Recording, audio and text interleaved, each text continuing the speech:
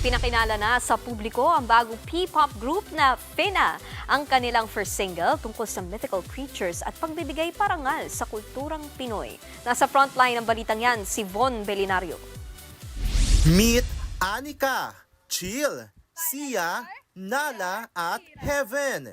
Sila ang bumubuo ng bagong P-pop group na Fina, short for Filipina. New faces, new stories of Pinay empowerment ang kanilang ibibida.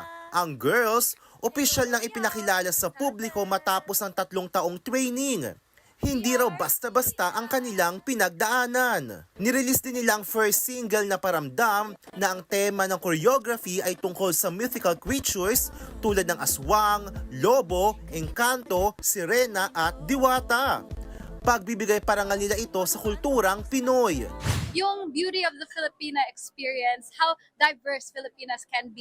Pangako nila sa P-pop community at sa fandom nilang finest, itataguyod nila ang harmony at diversity as a group.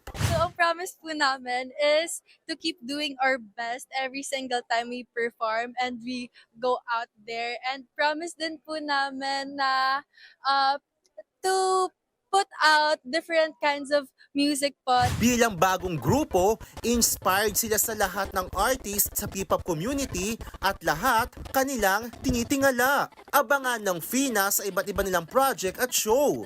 Talagang P-pop Rise! Nasa bansa naman ng bagong Japanese pop trio na B-Rocks para sa launching ng first single nilang Greedy. Sina Hikaru, Rian at Rune masaya sa mainit na pag-welcome ng Filipino audience sa kanila. Ang miyembro nga na si Rian, nagbahagi pa ng kanyang Filipino roots kaya masayang makabisita sa bansa.